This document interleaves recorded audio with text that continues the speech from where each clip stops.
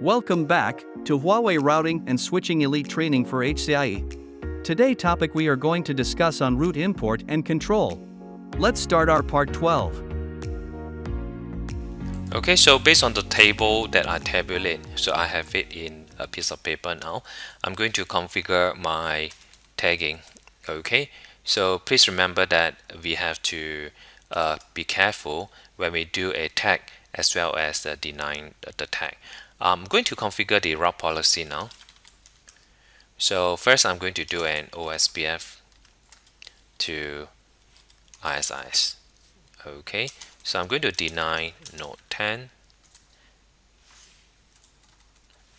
Okay, deny node 10 if I match a tag of 100. Okay, I'm going to do a node 20, but this time it will be a permit. Okay, node 20, I'm going to apply a tag of 200.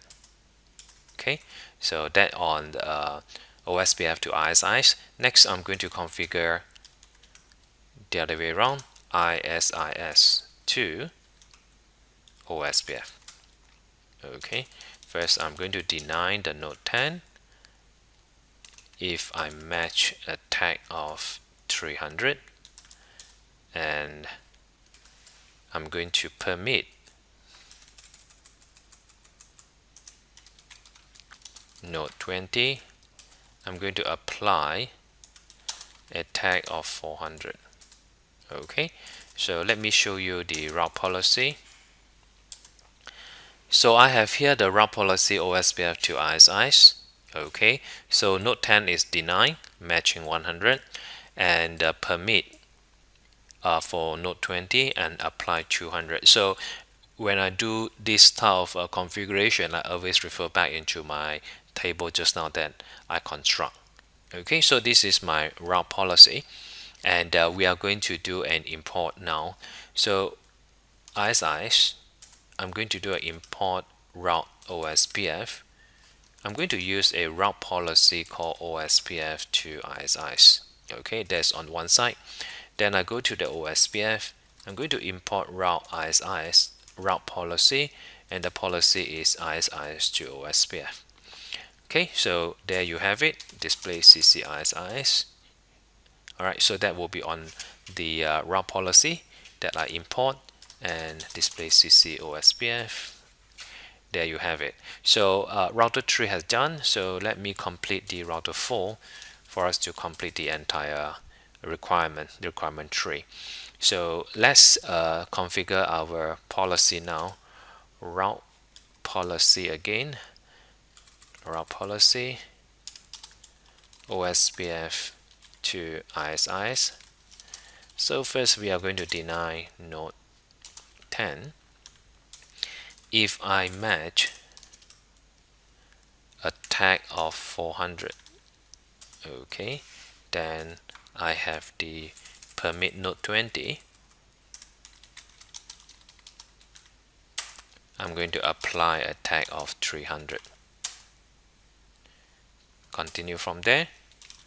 Route policy ISIS underscore to OSPF, deny node 10 if I match a tag of 200,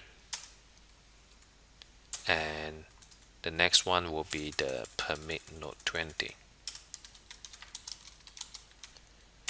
Apply a tag of 100. Sorry, so let me redo this again. Okay, apply tag of 100. Okay, double check our route policy. There you have it. So we have 100, 200. So 100, that is apply. Okay, that is a deny. That's apply, that's the deny. Okay, it's look good. Then we are going to go into ISIS,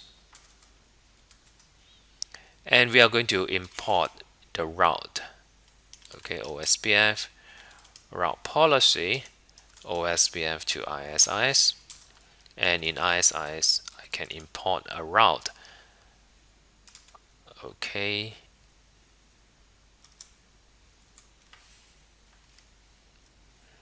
I should go to the OSPF now. Import a route of ISIS using a route policy ISIS to OSPF. Okay, let's just double confirm. Okay, and okay, so seems is okay. So let me go into the router 5 and check if I receive the 172 route. Alright, there you have it. So I have 172 route for 0, 0, 0 and 172.16.02 from both the R3 and R4 without any loop. And when I go to R2, I should be able to see 10. Okay, there you have it. Alright, so we have just complete the mutual type of importing, and let's move on to the last requirement now. Okay, so let's look into the final requirement. Enable S000, okay, that is on the R1 here, to forward traffic 172.16.00 to the OSPF, and 0001, which is this one here, for 172.16.02/24. So clearly, they are asking about the policy-based routing. Okay, PBR. So the strategy is on R1, we are going to configure ACL that's matching 172.16.0.0. So we have two ACL. Okay, 20. So we have two of these. Then we are going to configure the PBR, and if I match the ACL, then I'm going to send them to the next interface. Okay, so this will be our strategy, and let's jump to our configuration now and see how it can be done.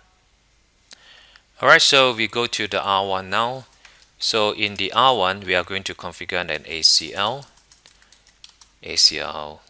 Let me check if I have any ACL here. So I already have ACL 2000.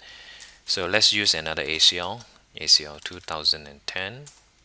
Okay, rules permit source. So I have 172.16.00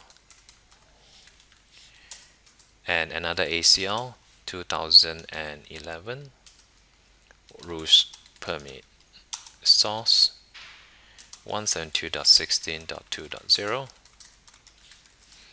Okay, so let me do a display ACL all. Right, so this is the ACL on 2010.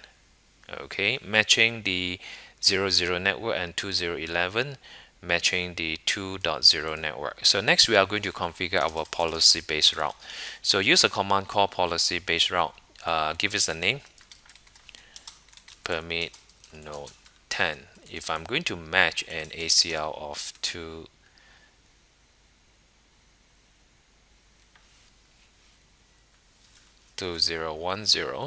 I'm going to apply. Alright, so here I'm going to use the output interface. This is a serial interface, and I'm going to output to serial 100.